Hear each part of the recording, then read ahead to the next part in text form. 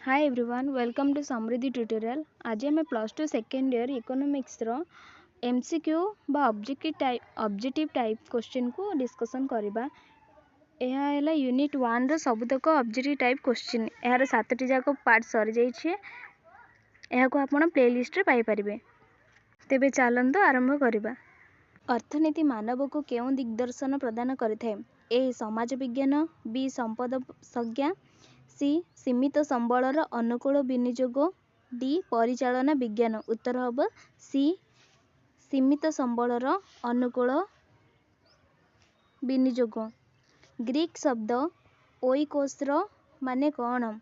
Greek शब्द ओइकोस्र माने कौन ना परिवार। ग्रीक शब्द नेमिन रो अर्थ कौन? ग्रीक शब्द नेमिन रो अर्थ परिचालना। ओइकोनॉमिक्स रो इकोनॉमिक्स रो सृष्टि होइछि। देबो परिवार परिचालना जो शास्त्र करिथाय ताहाको अर्थशास्त्र कहा जाए। गुनार मिडाल को मतरे अर्थशास्त्र एक केउं विषय? एक गतिशील विषय। संपद संज्ञा केउं अर्थशास्त्री प्रदान करथिले? आडम स्मिथ। अर्थशास्त्र जनक काहाको कहा जाए? अर्थशास्त्र जनक आडम स्मिथ को कहा जाए। ये ऑप्शन जाक म पढ़ुनी, आपण माने भलसे पढ़ी उत्तर लिखिबे। आडम स्मिथ अर्थनीति को केउं संज्ञा प्रदान करथिले? जातीय संपद संज्ञा प्रदान करथिले। अर्थनीति एक कल्याण विज्ञान बोली किए कहिथिले? Alfred Marshall कहिथिले। दुष्प्राप्यता और मनोनयन को भित्ति करी अर्थशास्त्र संज्ञा किए देथिले? रॉबिन्स देथिले। अर्थशास्त्र एक चयन बा मनोनयन विज्ञान, यह किए कहिथिले? लियोनेल्स रॉबिन्स कहिथिले। अर्थशास्त्र मूलपिंड काहाको कहा जाए? अभाव, प्रचेष्टा और परितृप्ति। उपयोगिता को विनाश, उपयोगितार विनाश को कौन कहा जाए? उपभोग कहा जाए।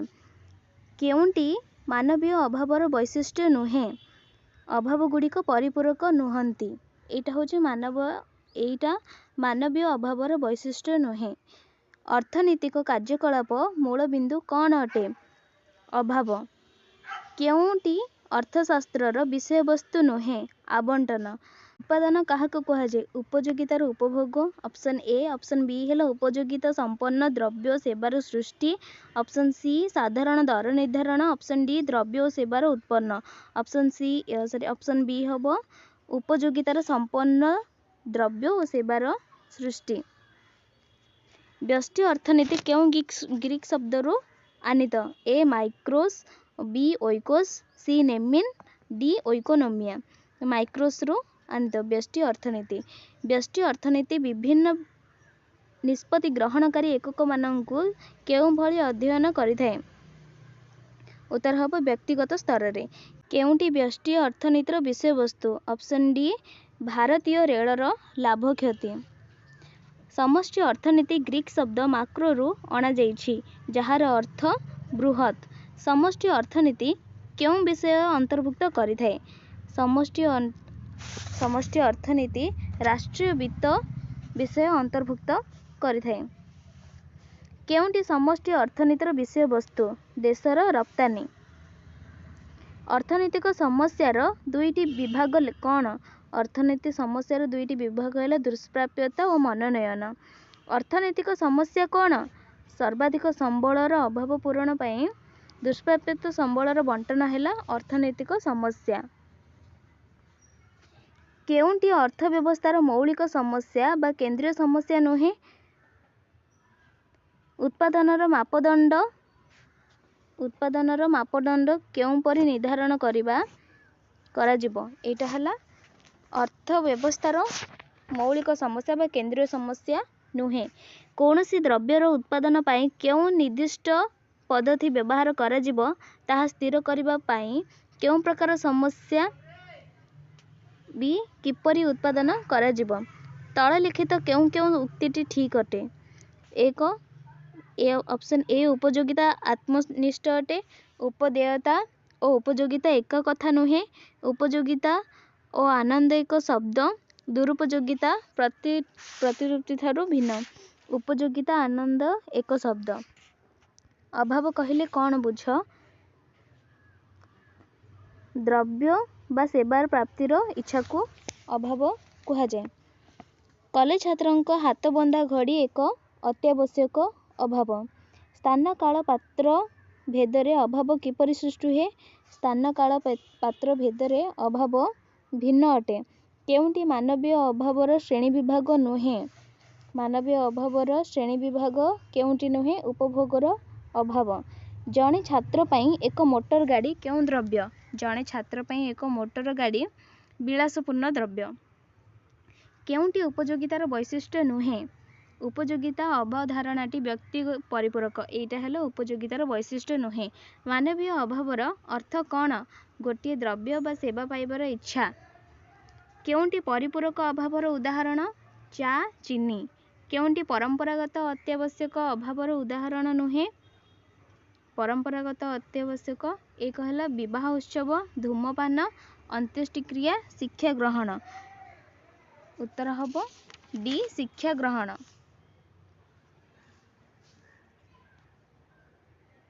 ନିମ୍ନଲିଖିତ କେଉଁ ଉକ୍ତିଟି ଠିକ୍ ନୁହେଁ? ନିମ୍ନଲିଖିତ କ'ଣ ଦେଇଛନ୍ତି? ଏ ଉପଯୋଗିତା ଆତ୍ମନିଷ୍ଠ ଅଟେ।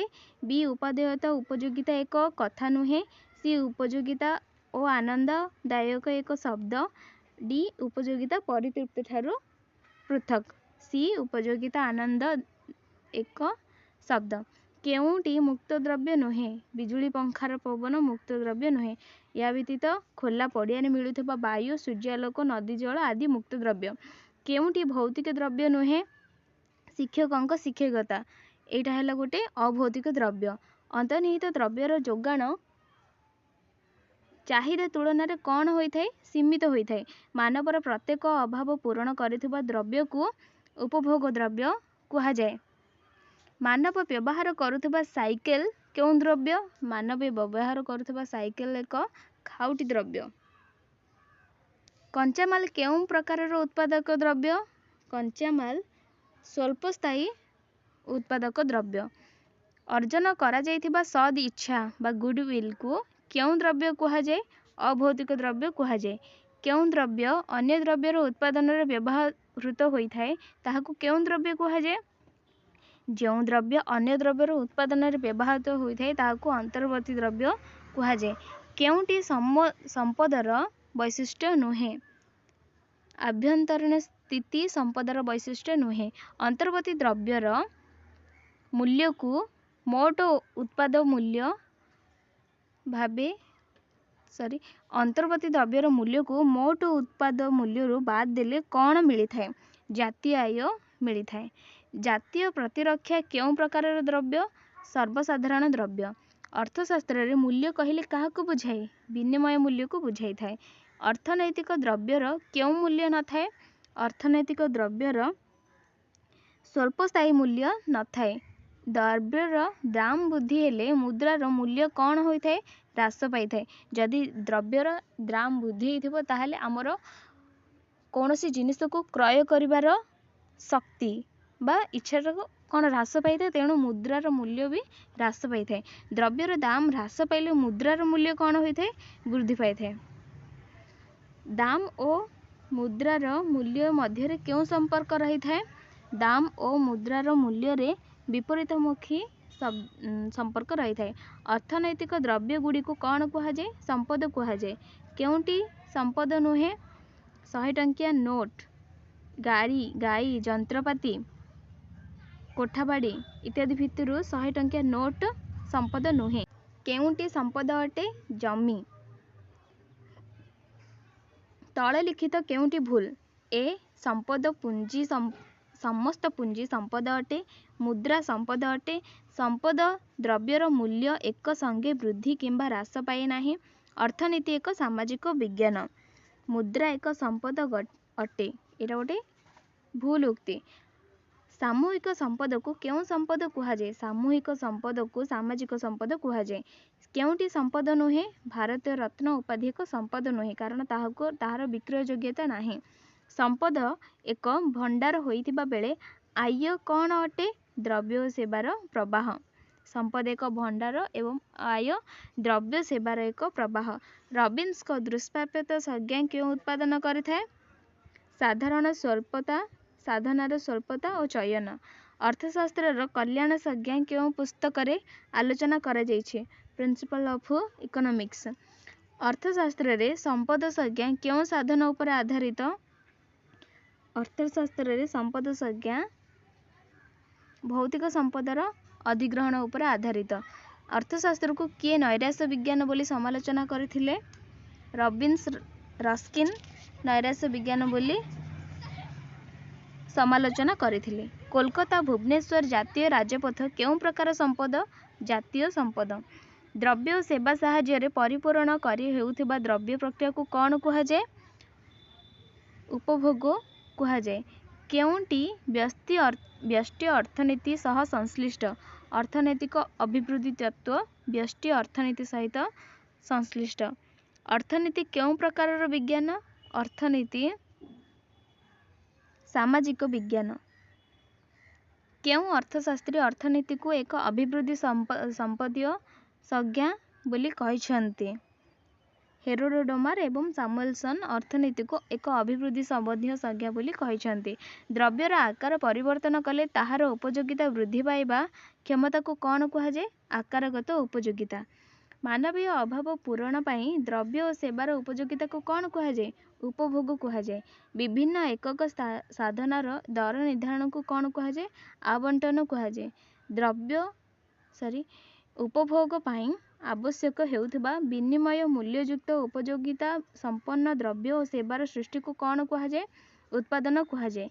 ଯେଉଁ द्रव्य मानवीय अभाव को परोक्ष भाव परिपूरण करिଥାଏ ताहाକୁ कौन कुहाଯାଏ? उत्पादक द्रव्य कुहाଯାए।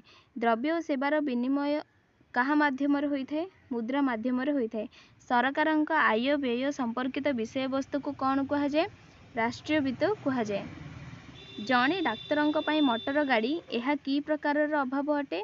आरामदायक अभाव अटे एवं कार्य दक्षता ପାଇଁ ମଧ୍ୟ अति आवश्यक किंतु अभाव हेले ये कौन?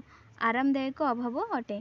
ଯେଉଁ द्रव्यर विनिमय मूल्य थाए एवं जहाको मूल्य दे संग्रह करा जाई पारे ताहाको कौन कुहाଯାए? अर्थनैतिक द्रव्य कुहाଯାए। ଯେଉଁ द्रव्यर विनिमय मूल्य थाए एवं जहाको मूल्य दे संग्रह करा जाई पारे ताहाको अर्थनैतिक द्रव्य कुहाଯାए। केउं अर्थनीति अर्थव्यवस्थार क्षुद्र एकक कार्यकलाप संपर्क रे विश्लेषण करे? व्यष्टि अर्थनीति। अर्थनीतिर मुख्य समस्या हेउछि स्वल्पता। प्रत्येक द्रव्यर केउंटी निश्चय थिबा आवश्यक? उपयोगिता रहिथिबा निश्चय आवश्यक। ଯେଉଁ द्रव्य बा सेवा केते परिमाण रे उत्पादन करा जिवो, किपरि उत्पादन करा जिवो और कहा पई उत्पादन करा जिवो एहाको कौन कुहाଯାଏ? अर्थनीतिर मौलिक समस्या। केउं लक्षण प्रतिद्वंदी बजार प्रति प्रयोज्य? बहुसंख्यक क्रेता और विक्रेता प्रतिद्वंदी बजार प्रति प्रयोज्य। ଯେଉଁ द्रव्य गुड़िक पर्याप्त परिमाण रे उपलब्ध जहार जोगाण असीम एवं जहा पाई कौनसी दर दिया जाई नथाए से गुड़िक केउं द्रव्य कुहाଯାଏ? मुक्त द्रव्य कुहाଯାଏ। कौनसी द्रव्यर विनिमय मूल्य को मुद्रा आकार रे प्रकाश कले ताहाको कौन कुहाଯାଏ? दर कुहाଯାଏ। अर्थव्यवस्थार समष्टिगत विषय और सेमानंक मध्यरे थिबा संपर्क को अध्ययन कले कौन कुहाଯାଏ? समष्टि अर्थनीति कुहाଯାଏ। आय उत्पादन नियुक्ति तत्व हाराहारी मूल्य तत्व अर्थनैतिक अभिवृद्धि तत्व आदि केउं अर्थनीतिर विषय वस्तु? समष्टि अर्थनीतिर विषय वस्तु। जेतेबेले समग्र उपयोगिता सर्वाधिक होइଥାଏ सेतेबेले प्रांतीय उपयोगिता कौन होइଥାଏ? शून्य होइଥାଏ। एही वीडियो रे आज हमें पूरा 88 प्रश्न आलोचना कला ऑब्जेक्टिव टाइप रो। एथि मध्य कोनोसी जदि डाउट रही तेबे आपण कमेंट माध्यम निश्चय जणेबे एवं थैंक यू।